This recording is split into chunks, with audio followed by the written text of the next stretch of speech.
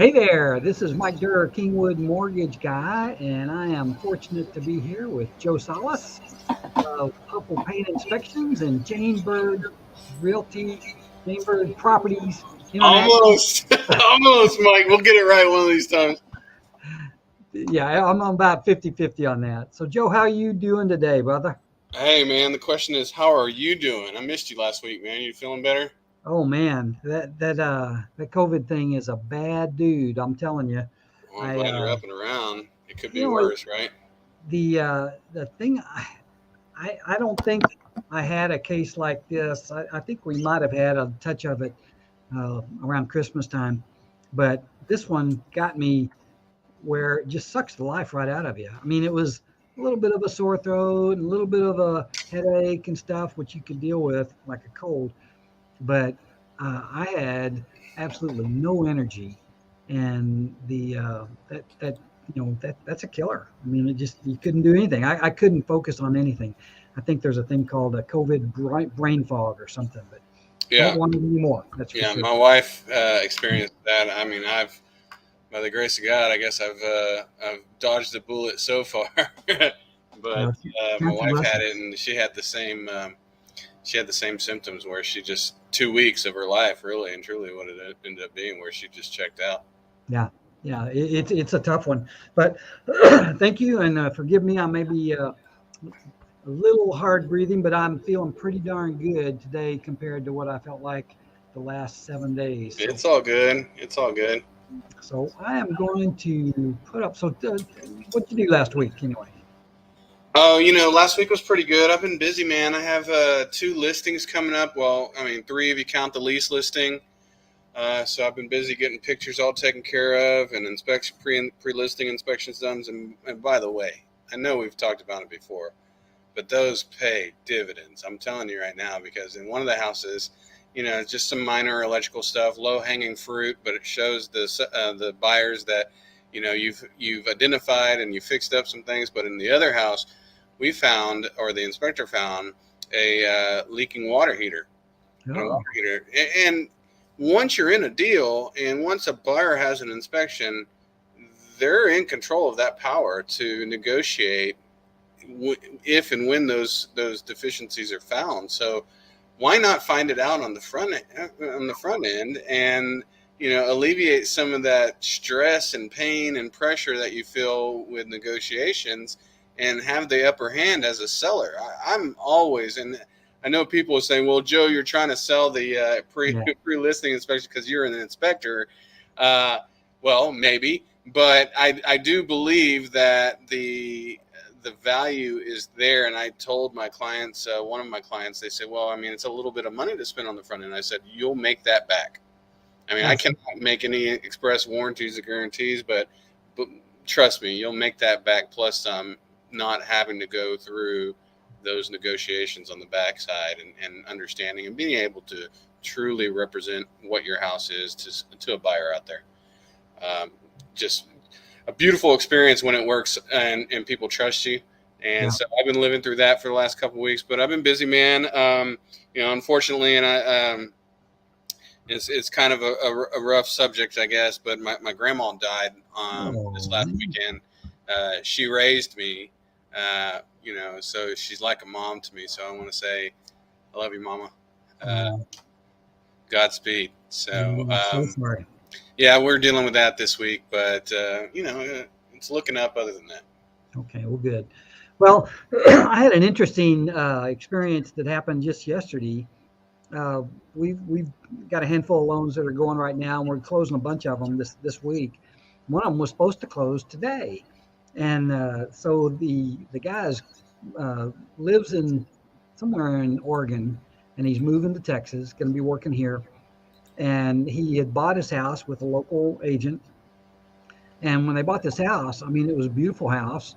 Uh, it appraised uh, one, it was higher in the market, but it appraised. And so uh, she did the walkthrough yesterday morning via phone, and turned out that the people that were moving out were still moving out, Oh, wow. and the house was major damage. I mean, big time damage. We're talking to the tune of in the vicinity of $10,000 worth of damage. Oh, wow. And so, you can't ever plan this stuff. You just never know what's going to happen. But I'm not sure what happened, and I'm probably not going to talk too much about it, except for the fact that that's a real shocker for somebody that's moving from somewhere else, expecting to be able to take over their home, and all of a sudden it's not happening. So I think that deal's going to work out, but it's always something, it's always something new. Yeah. Going back to your front end inspection report, best return on investment I think there is. So go for it, man. I think that's a great deal.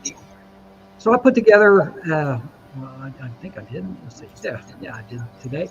I put together a little thing, and again, I'm going to go through it pretty quick. We can chat about it if you like. This is kind of where it is. I always like the humor part. Of course, I amuse myself, so I may not amuse anybody else, but I do amuse myself. And this week, it might even be funny. I mean, that's a tall order for me, but I'm going to try. Housing supply, let's see, raise your credit score. We're going to do authorized users. I think we might have done that before. Housing supply, buying homes, triple whammy. Forecast of what's going on. Rates got better this week. And some of that modest. And then I always like to talk about the lock and shop. So here's the humor for the week. You tell me, is this funny or what? Wake up. I sent you out there now. Wake up. I sent you out here 1 hour ago to count. I like it. I like it. I love it. So anyway, I thought that's a, I dig that. That's my kind of humor, I guess. It's all dumb humor. So anyway. All right. Authorized users can improve credit faster. So Joe, what do you know about authorized users? We talked about that before. It's if your credit score is on the lower side, but your significant other, your spouse or whatever is on the higher side, you can ask to be added to their accounts and hopefully bring your credit score up a little bit. Is that right? So what this is about is somebody that has a thin credit profile and somebody that maybe a younger person, first-time home buyer, that type of people that just don't have a lot of credit. And so what happens is when you first go into credit, your file is thin, and there's just not enough to make a determination on what your characteristics are, what your ability and stability of paying is. So what you do is you piggyback on somebody, and you got to be very discerning on who you choose to ask to do this. Usually it's a parent, but by getting an authorized user account, you get the benefit of the history of their payment profile. And you always want to do this on somebody that keeps their balances low on a credit line, usually a credit card that has a limit that's, a high limit and a low balance. And it can, it can help a lot of people, particularly young couples can piggyback on each other. And it's just one of those things that if you do that with some strategic maneuvers, you can raise your credit score 40, 50 points. So definitely a good thing. And since I didn't go to work last week, I didn't have a credit report to show you, but I wanted to talk about that because I did have something going on with this one. Okay, so this is, I was looking through the news channels that I search, and the question is, are home prices still increasing, and are home prices still up? What's your cut on that? There's a bit of a softening happening, but the inventory is still low, so there is still a bit of competition out there. So when I was looking through the things, all the stats that I get to read are stats from a previous month. And I think that we're at one of those periods right now where I think that the indications are, like this report, I think is for April sales. But in April, and of course here it is the end of June, in April, Austin had a 4.7% bump in sales prices, and our prices expected to increase 3%. Same thing in Dallas-Fort Worth, 8.3% rise. El Paso, 10.6. Houston Metro, 2.6. McAllen, Mission, 5.9. San Antonio, 5.1. So when we're looking at that, we're going, well, yeah, that is what it was doing, but I think that there is obviously some indications that things are starting to slow down a little bit. You know how I know they are, right? Yep. You start getting emails from new home builders saying that their prices are reducing and that they're now offering bonus to selling agents. So interesting. Yeah. That's a sign that I know that things are softening a little bit. Yeah, that there's no doubt about that. And that was the key thing is all the stuff that you can pull off, whether it's the housing status or the inventory or stuff like that. That's 30-day-old information at least. So you got to be careful about that. And what we want to do is we want to be on top of that. Now, this is my sitting on the fence thing, and I tried to get a new sitting on the fence thing, but I like this one is let's get off the fence and let's get off the fence together. And there's a theme for what we're talking about, but if you're wondering what you should do, I mean, should you buy a house? Should you sit tight? Should you continue renting? Or should you sell?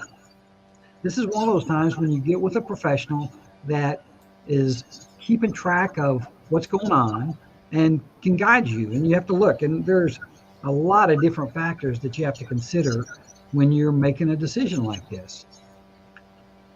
So I agree. all I'm saying is, I know Joe would love to chat with you. I personally would love to give you my input, and of course I'm going to give you my input today on the show. I'm still I am still a proponent of buying properties at this time, even though there's a little bit of an edge to it. But I still think because of the low inventory and the number of buyers that are out there, I still think that home prices are going to continue to go up. I still think they're going to. Now, they're not going to be 20% like they were this last year. But everything that I can look at is telling me that is what's going to happen. Yeah, I see it too, Mike. I think the appreciative value is still going to remain on the plus side. Let's put it that way. But you definitely see people being a little bit more shy with wanting to be in the market right now because of the nature of inflation that we've been feeling and also the interest rates rising. That's what I've been hearing from a lot of people out there that are in the market. This is the problem that with any kind of house out there, not any kind of house, but any kind of house that is pretty move-in ready. This is what you get. There's still a lot of people out there. There are a lot of baby boomers, not baby boomers. It's millennials. That's what 45% of the new buyers are in the millennial age group, and they want to buy a house. And even though if you got a decent house, you're going to have more than one offer on it. I'm convinced of that. Now, the pricing obviously is a factor, but this is what I'm saying. Now, there are some properties that aren't quite ready for sale. Those are the ones that aren't going to have this kind of look.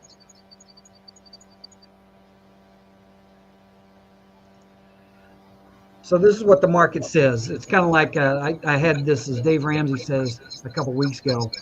But the bottom line is, because of the cost of credit today, there are going to be less qualified home buyers. There are a lot of people, just like Joe said, that are choosing to withdraw from this market. If they were gung-ho before, they less gung-ho. The cost of buying is higher. And what that means for other buyers is there's a little bit of less competition out there.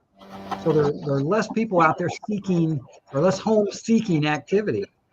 And we call it the triple whammy. You got not only rising interest rates, you've got rising house prices, and you've got inflation. So that's a pretty good deterrent. So what does that mean for you if you're a seller?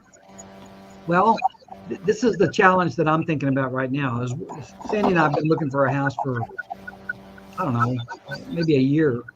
And I'm sitting in a home right now that I've lived in for a long time.